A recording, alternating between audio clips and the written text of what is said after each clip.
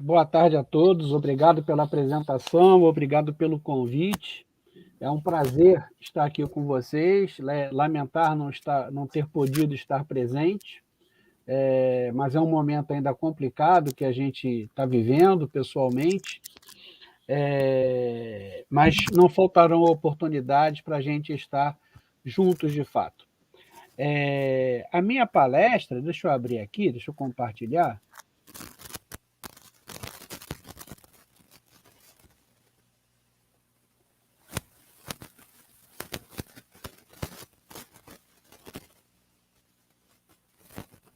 Tá ok? Todos estão vendo a tela?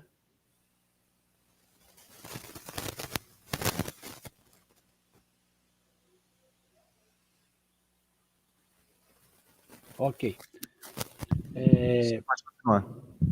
Ok, obrigado. Bom, a palestra, né, que me foi pedida tem como tema arte rupestre e a importância da preservação das cavernas. Em primeiro lugar, eu quero dizer que eu sou arqueólogo, não sou espeleólogo, né, para falar mais sobre cavernas. A minha relação com caverna, ou com grutas, né, como eu prefiro chamar, é um tanto paralela por conta da arqueologia, mas vou tentar falar um pouco sobre isso. Eu fiquei um pouco em dúvida, né, que tipo de abordagem eu poderia fazer, já que o nosso tempo não é muito, e é importante que haja tempo para todos falarem, né? Então, eu preferi não fazer a minha apresentação, dividir em duas partes. Na primeira parte, eu vou mostrar um pouco, alguma coisa geral sobre arte rupestre, falar um pouco sobre arte rupestre, sobretudo no Brasil, e depois vou explicar um pouco para vocês uma parte das pesquisas que a gente vem desenvolvendo, ou melhor, como a gente pode abordar a arte rupestre de maneira mais objetiva. Bom, a abertura da apresentação tem uma imagem muito eloquente, né, da arte rupestre do Seridó, aí no Rio Grande do Norte, que é uma arte extremamente viva, extremamente movimentada, com vários personagens, né, com várias situações, com várias cenas, etc. Esse termo arte rupestre ele é um termo que até hoje causa alguma discussão, inclusive entre especialistas. Isso por quê? Porque existem especialistas que defendem que a gente não deve chamar de arte rupestre esses desenhos, porque, na verdade, está se utilizando um conceito que é muito nosso, né? Esse conceito de arte, se utilizando o conceito contemporâneo para falar de algo que está muito distante e que não teria o mesmo sentido que tem a arte para nós hoje. E aí se propõe uma série de coisas, o mais comum é se falar, em vez de falar de arte, se falar de grafismos rupestres, né? Só que a confusão continua, porque o grafismo também é uma forma de arte, então continua a confusão. Eu, como uma pessoa que respeita as tradições, eu continuo utilizando esse termo arte rupestre, por algumas razões. Primeiro, porque no mundo todo, quando a gente fala arte rupestre, as pessoas sabem do que a gente está falando. Esse termo não é um termo exclusivo do Brasil, é um termo que é utilizado em vários, praticamente no mundo todo, em várias línguas, né? Você tem o sentido da arte rupestre.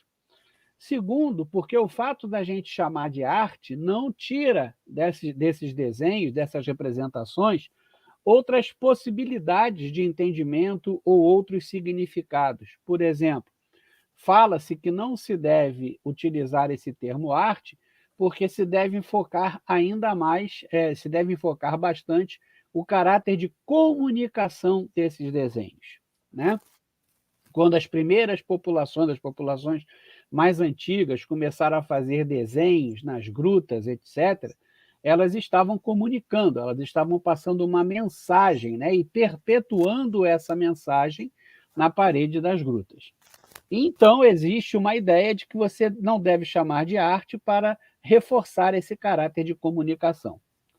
Só que o fato, né, da gente chamar de arte não significa que não seja uma forma de comunicação. Muito pelo contrário, a arte também é uma forma de comunicação. Eu costumo sempre lembrar para os alunos que, por exemplo, O Guernica, do Picasso, é um quadro que não foi feito, na verdade, para ser uma obra de arte. Ele é um quadro que foi feito para comunicar, para transmitir uma ideia de um horror, né, do bombardeio da cidade de Guernica no País Basco, né, durante a Guerra Civil Espanhola. Daí aquelas imagens todas distorcidas que o Picasso lança a mão, etc, etc. Mas, mesmo assim, a gente não deixa de dizer que é arte aquilo que ele fez. E, por outro lado, quando a gente chama de arte rupestre, nós estamos classificando como arte rupestre para nós, não para quem fez esses desenhos. Tá? Então, polêmicas à parte, a gente continua se utilizando desse termo arte rupestre.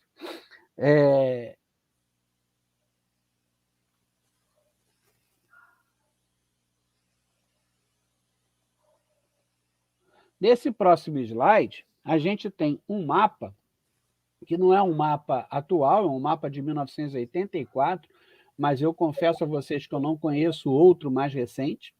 Nesse mapa de 1984, a gente tem uma representação das concentrações de sítios de arte rupestre pelo mundo afora. Embora seja 84, a situação não mudou muito, né? Na verdade, você tem mais sítios nesses lugares. Há apenas um grande vazio aqui, né, que é a China, que hoje já é um vazio que vem sendo completado pelas atuais pesquisas. Mas esse mapa ele nos dá a ideia de uma coisa muito interessante. A arte rupestre ela é um fenômeno mundial, é um fenômeno universal. O único lugar do mundo onde nós não vamos encontrar arte rupestre é aqui na Antártida, porque na Antártida você só tem ocupação humana a partir do século XX. Né? Então, você não tem o único local em que nós não temos esse tipo de representação. Mas no resto do mundo, você tem representações rupestres pelo mundo afora. Esse é um fenômeno também não só universal, como atemporal. Né? Se, na verdade, nós associamos muito a arte rupestre àquilo que a gente chama de pré-história, não foi apenas na pré-história que se fez arte rupestre. Né?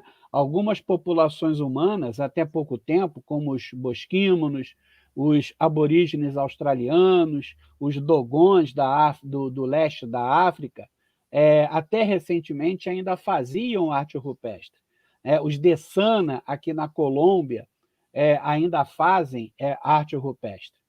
E, por outro lado, existem mesmo algumas representações muito contemporâneas da nossa sociedade associadas à arte rupestre. Recentemente, por exemplo, saíram uma série de imagens de rios na Alemanha e na República Tcheca, cujas águas baixaram muito devido à seca prolongada na Europa, e revelaram uma série de gravações, uma série de desenhos do século XVII, da primeira metade do século XVII, exatamente para marcar esse nível de água muito baixo. Então, a gente tem, no mundo todo, em qualquer tempo, representações rupestres. Então, lidar com toda essa gama de desenhos e de informações não é uma coisa muito fácil. Né? Não é uma coisa muito fácil. Mas a gente vai ficar mais preso aqui exatamente às representações rupestres antigas. Né?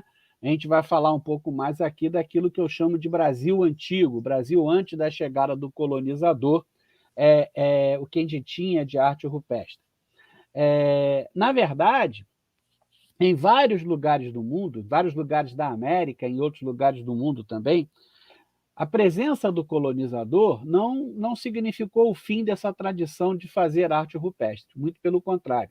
Alguns povos foram incorporando novos elementos à sua arte rupestre a partir do contato com o colonizador. Por exemplo, na Bolívia, na Argentina, na América do Norte, foi incorporada a representação do cavalo, um animal que só é conhecido aqui na América após o contato com o colonizador. Na África do Sul acontece também um fenômeno semelhante. né? Então, eles foram incorporando novos elementos. Aqui no Brasil, por outro lado, quando chega o colonizador, essa tradição já não existia mais, as populações já não mais faziam arte rupestre. E por isso se torna até mais difícil, né, no nosso país, a gente ter certeza ou tentar saber qual era o significado desses desenhos. Na verdade, a arte rupestre é uma das partes mais incógnitas, mais fechadas da arqueologia, né? É aquilo que a gente tem de mais misterioso, talvez, na arqueologia. Por quê? Porque o que nós estamos lidando com os desenhos e perdemos completamente todo o contexto que havia por trás desses desenhos que eram feitos por essas populações. Ou seja, esses desenhos eram acompanhados de toda uma tradição gestual, toda uma tradição oral, toda uma tradição de ideias, né, que não se preservaram arqueologicamente. Então, a gente lida, na verdade, com um fenômeno que a gente só tem uma parte desse fenômeno representado, que são os desenhos. Mas a gente não tem muito como recuperar o que está por trás do desenho, né? A velha questão do que está mostrado e o que está por trás do mostrado. Isso fez com que, ao longo da história, ao longo das pesquisas, ocorressem diversas interpretações, algumas muito mirabolantes e outras mais concretas, tentando trazer para o contexto das sociedades esses desenhos. Isso aqui, eu acho que ilustra bem aquilo que eu estou falando, né? Isso é um monumento da arqueologia brasileira, é a Pedra do Ingá, do Bacamarte, na Paraíba, né? Esse lajedo totalmente repleto de desenhos, e que até hoje se discute qual o significado desses desenhos. Existem 1001 escritos e possibilidades do que significariam esses desenhos, sem se ter alguma ideia. Por exemplo, um dos mais interessantes que a gente tem é um trabalho já meio antigo que levanta a possibilidade de que essas capsulares, essas depressões, né, que a gente vê em linha aqui no alto do rochedo, né, da Pedra do Ingá, sejam, na verdade, um calendário, né, solar, né, em que eram marcadas as sombras de um objeto interposto entre a pedra e o horizonte, né, e a projeção dessas sombras eram marcadas aqui como uma forma de calendário, onde você sabia exatamente o andamento do tempo. Mas tudo isso, na verdade, são coisas que a gente não tem como afirmar, são possibilidades, né? Como eu falei, a gente está trabalhando com um fenômeno extremamente hermético da arqueologia, que é a arte rupestre. Mas isso não impede da gente ver a beleza desse monumento, de a gente ver a beleza disso tudo que está aí. E para vocês terem ideia do impacto disso, um dos trabalhos mais recentes que a gente tem sobre a Pedra do Ingá, da Ana Luísa Lage, foram feitas escavações aqui no solo junto do rochedo e descobriu-se uma quantidade significativa de corantes, né? Então, imagina-se que, na verdade, originalmente, esses desenhos, essas gravações na rocha fossem também pintadas, o que devia chamar atenção ainda mais para esse tipo de desenho. Uma outra imagem muito interessante que a gente pode levantar é desse sítio de Minas Gerais, a chamada Lapa da Dança. A arte rupestre existe por praticamente o Brasil todo. Os únicos lugares no Brasil que a gente não tem ainda registros de arte rupestre são no Rio de Janeiro, no Espírito Santo e no estado do Acre. Acre eu não vou arriscar, porque me parece que mais recentemente se encontrou alguma coisa de arte rupestre, mas Rio de Janeiro e Espírito Santo, com certeza. E dois dos lugares que apresentam maior quantidade de sítios com arte rupestre são Minas Gerais e o Nordeste do Brasil, sobretudo Piauí e a Paraíba.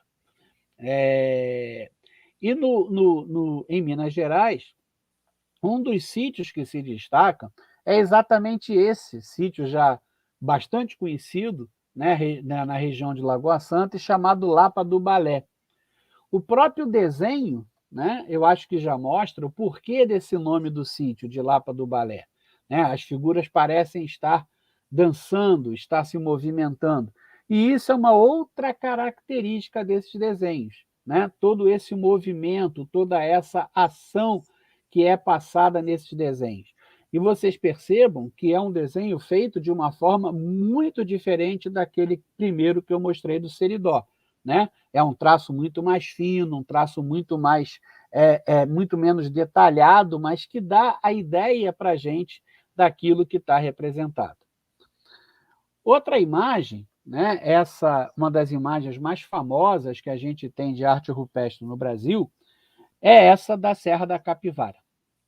Né, da Serra da Capivara. Talvez a gente tenha na Serra da Capivara a maior concentração de arte rupestre no Brasil todo, e uma das maiores concentrações do mundo. Os trabalhos na Serra da Capivara são importantíssimos, são trabalhos que mudaram o rumo, mudaram o sentido dos estudos de arte rupestre no Brasil. E ela é uma arte também que tem características muito marcantes, características muito próprias, como, por exemplo, um certo equilíbrio entre representações de animais, né, que a gente chama de zoomorfos, e representações humanas, né, que é aquilo que a gente chama de antropomorfos. E, sobretudo, cenas, uma série de cenas representadas nessa arte rupestre. Cenas de caçada, cenas de combate, cenas de execução, cenas de relações sexuais, uma série de cenas estão representadas nessa arte rupestre da Serra da Capivara. E um dos desenhos mais famosos também da Serra da Capivara é exatamente esse desenho muito singelo e que foi chamado de beijo, né? Foi interpretado como um beijo. Há, na verdade, dúvidas sobre essa interpretação, já que populações indígenas não tinham esse costume, mas é um desenho que é muito representado, um desenho que é muito característico e que é muito reproduzido, né, da região da Serra da Capivara. Bom, mostrei alguns desenhos para a gente ter uma ideia do que a gente tem pelo Brasil de arte rupestre, e dá para a gente ver, na verdade, que é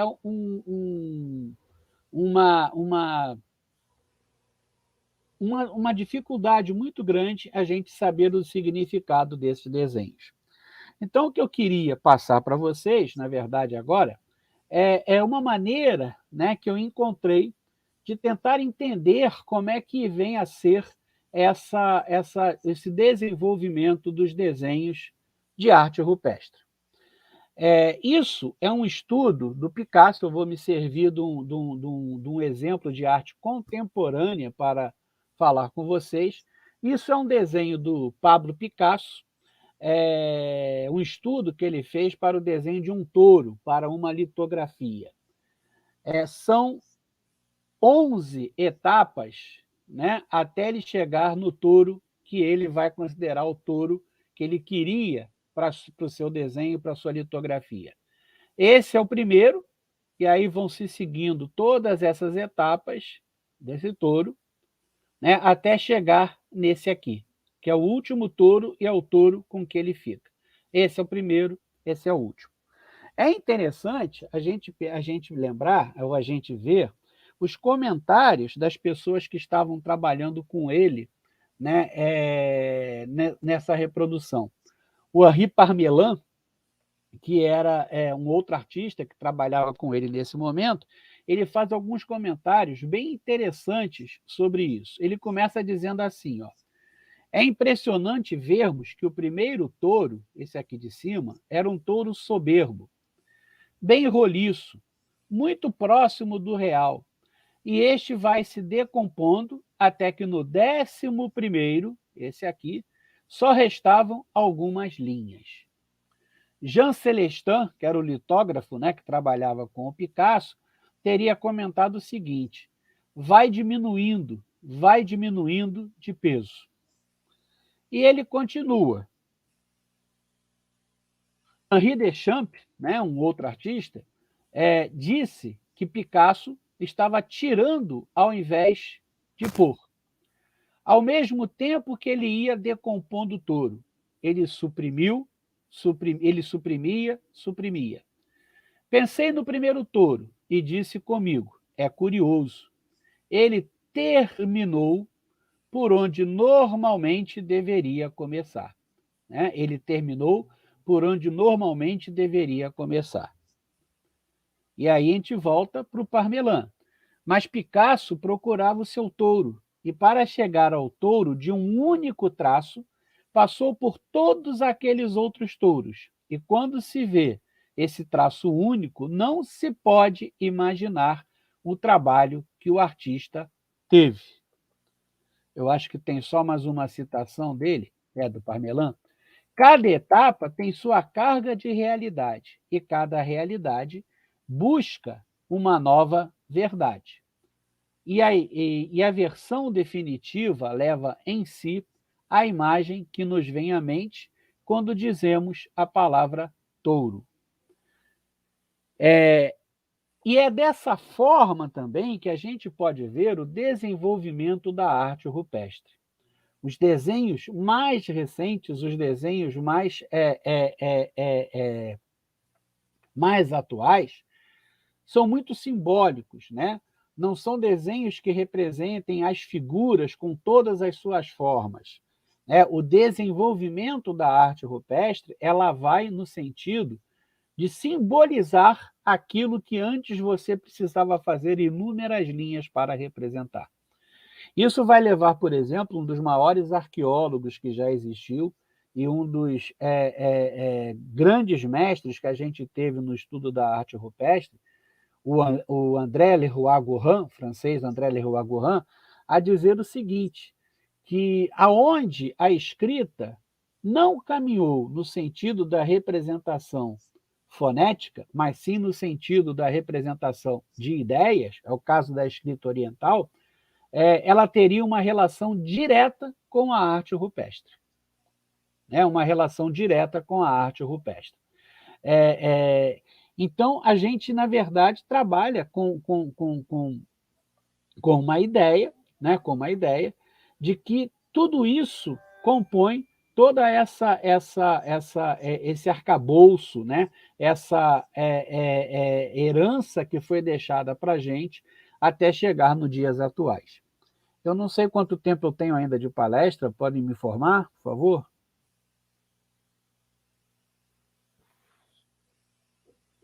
Não sei se eu já terminei meu tempo.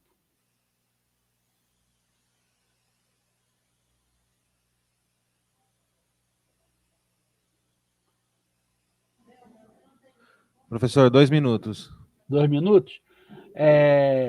Então, eu só vou, na verdade, passar aqui lá para o final da minha apresentação. Eu tinha muita coisa para falar, eu sempre sou muito pretensioso, né, com o tempo, e aí vou colocar aqui uma questão importante, uma coisa para vocês. Na questão, por exemplo, né, que me foi pedido para falar também, sobre a preservação das grutas, a importância da preservação das grutas, eu não sou especialista, mas eu acho que essa imagem que eu estou colocando aí na tela, junto com as imagens que eu mostrei anteriormente, eu acho que basta para a gente perceber como é importante preservar essas grutas. Né? Na verdade, eu escolhi 3 imagens que mostram pichações sobre arte rupestre e uma imagem aqui de lixo numa gruta, num abrigo com arte rupestre. É fundamental a preservação dessas grutas, é fundamental a preservação desses sítios. Né? A gente não pode esquecer que esses desenhos estão aí, às vezes, há milhares de anos, e estão sobrevivendo, estão chegando até nós. E qualquer alteração que ocorra junto a esses desenhos, junto a essas grutas, pode trazer alteração.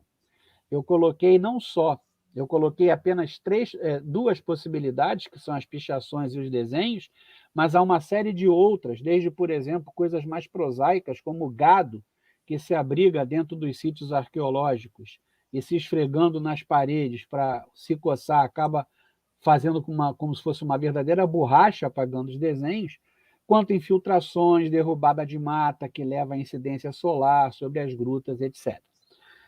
É bom lembrar também que as grutas não são importantes apenas para a arte rupestre, nem só para a arqueologia, né? As grutas são importantes também do ponto de vista paleontológico e são importantes também do ponto de vista espeleológico, né? Daquelas pessoas que estudam as cavernas em si. Bom, e para encerrar, eu coloquei essa reprodução aqui, que é uma coisa meio fascinante para mim, essa reprodução. Isso é de uma graphic novel do Chico, que é um artista paraibano, a partir, né, de um personagem do Maurício de Souza, o Piteco. Isso é uma série de graphic novels que foram feitas com personagens do Maurício de Souza, e o Chico, na verdade, coloca o Piteco, né, que é o personagem do Maurício de Souza, que é lá um homem das cavernas, vamos dizer assim, dentro da Pedra do Ingá, que foi uma daquelas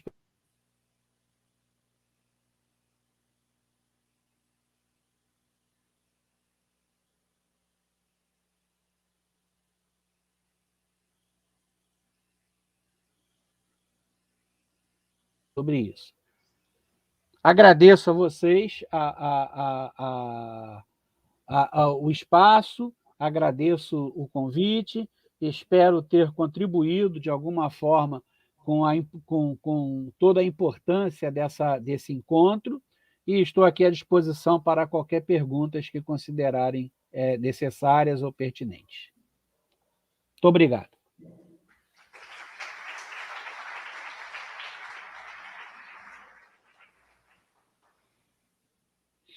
Estou aqui.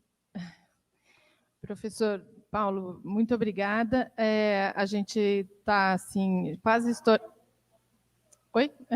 Isso, a gente está quase estourando no tempo, então eu vou pedir, né, vou abrir para uma pergunta, e aí, no caso, para o professor Paulo, e no caso, como a Tânia está aqui com a gente, então o pessoal aqui que queira depois falar com ela, acho que a gente vai ter um momento de interagir. Aí eu abro para a plateia, alguém tem alguma pergunta a fazer para o professor Paulo? A Vivian? Carmen, espera aí que eu vou levar. Você quer ver?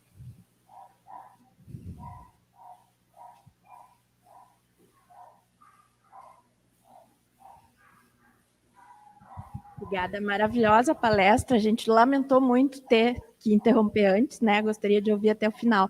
Mas a pergunta que eu queria fazer é se de todos esses registros que já se observou ao redor do mundo, tem algum nível de dica que se possa configurar uma certa tipo de comunicação por meio dos desenhos que seja comum a todos eles, se é que existe já esse tipo de informação. Bom, então, uma das coisas assim mais comuns que tem entre esses desenhos ao longo do mundo é a representação da fauna que convivia com o homem, né? Se a gente faz um estudo dos animais que eram representados nesses desenhos, a gente consegue traçar toda uma história da relação do homem com esses animais. Vão aparecer, por exemplo, que são das primeiras representações, vão aparecer cenas de caçada, por exemplo, né? Enquanto que já em períodos mais recentes vão aparecer animais domesticados, né? Cavalos com pessoas montadas, etc. Né? E, sobretudo, o que parece muito patente é que essas populações representavam fundamentalmente aquilo que era do seu dia a dia, aquilo que era da sua vivência, né? Da sua vivência, e passando, portanto, essas ideias ou passando à frente esses desenhos, né? A comunicação, a questão da comunicação parece ser uma coisa inerente a todos esses desenhos, né? Não que, na verdade, eles tivessem uma... Porque o que acontece, né? Vamos colocar aqui de maneira mais concreta. Os desenhos mais antigos que nós conhecemos, eles coincidem mais ou menos com o aparecimento do Homo sapiens sapiens. Então, na verdade, a gente pode dizer que o aparecimento desses desenhos foi uma nova forma de se comunicar. Da mesma forma que o homem já tinha comunicação através da palavra, já tinha comunicação através dos gestos, né? Ele passa também a se comunicar através desses desenhos. Quando ele pinta no interior das grutas, quando ele pinta nas grutas, ele está perpetuando uma ideia. Existe uma máxima na arqueologia que a gente diz que tudo aquilo que a gente encontra na arqueologia foi primeiro idealizado na mente das pessoas. Uma cerâmica, por exemplo, para ser feita, ela primeiro tem que ser idealizada na cabeça das pessoas. O desenho também. Ele teve que ser idealizado, ele teve que ser pensado, né, para ser reproduzido naquele local. E muitos desenhos são desenhos que são refeitos ao longo do tempo, né? Existem uma série de provas que alguns desenhos foram refeitos ao longo do tempo e trazem uma série de informações, uma série de comunicações para a gente. Obrigada, professor, e obrigada, então, novamente, Tânia e professor, pelas apresentações, e aí, então, agora a gente vai fazer uma pausa rápida, né, para a próxima apresentação, ou não, né? Então, tá certo. Eu que agradeço, muito obrigado.